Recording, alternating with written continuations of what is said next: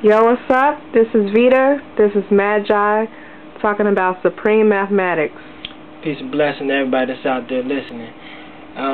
Today's date is April the 17th, and we're right at 10 o'clock and 15 minutes. Now, military time, that goes to 22:15, and 22 is a spiritual significant number that I want to start to try to break down, but that's going to be at another time.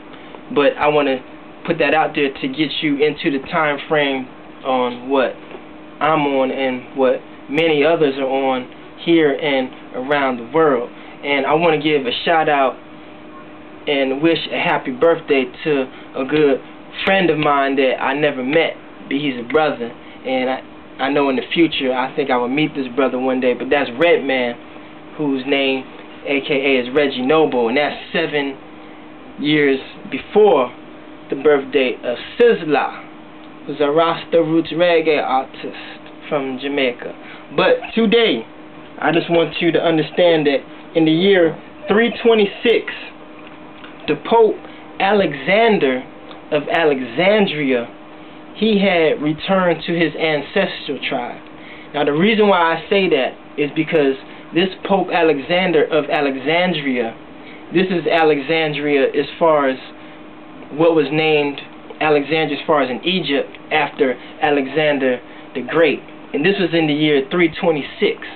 And the reason why I bring him up is because he is the 19th Pope of Alexandria, which the first Pope of Alexandria is attributed to Mark of Africa, and that's in the Gospels. And they say that he started Christianity in Africa, and this Pope is the one who went at odds with the Council of Nicaea in 325, which is the basic foundation of today's Christianity of the Trinity.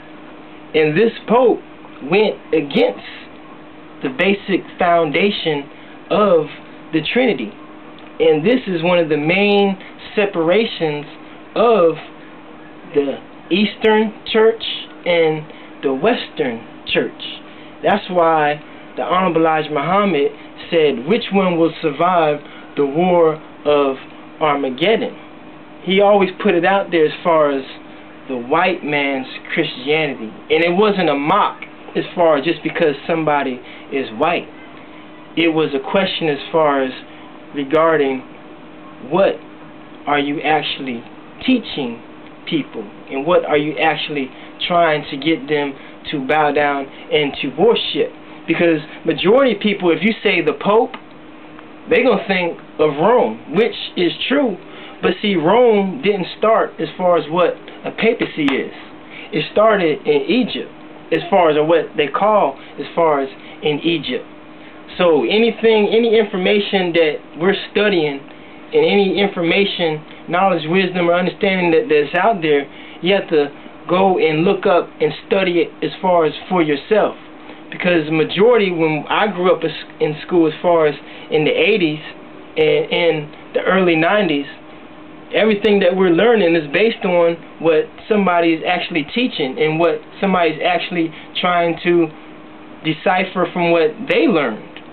But why can't we just go ahead and look at actual facts and study for ourselves and come up with our interpretations? Everybody wants something that's hand-fed to them. That's why, fast food is so much been on the rise, because see, everybody wants something that's quick. Nobody wants to actually, cook, which I eat fast food too, but they want us to actually come up off of understanding the power of what natural food is actually all about.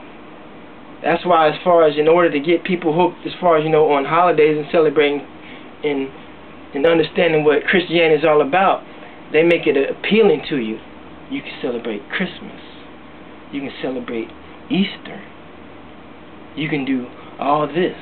All you have to do is just come to church and let Reverend such and such or Father such and such, and just let him preach and take away all your sins, and then just pay 10% tithes far as in charity, then you can go home and you can do everything over and over and over again.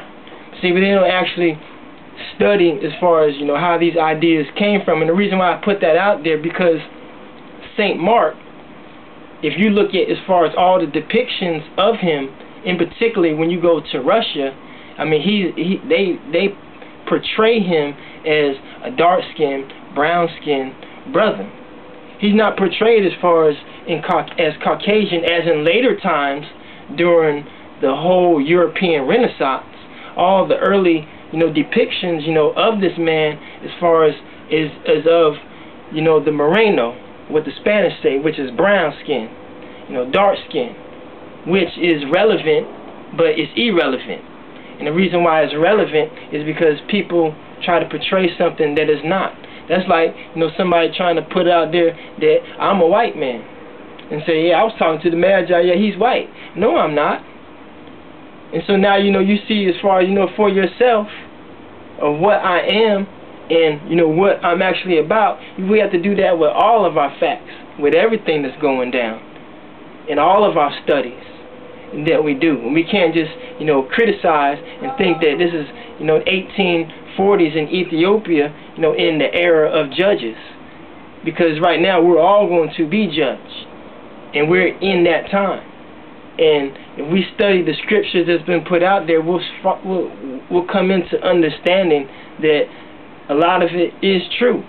And we got to figure out as far as what our role is and how we're going to actually get our way up out of this exodus, of this Babylon that's here in modern day America.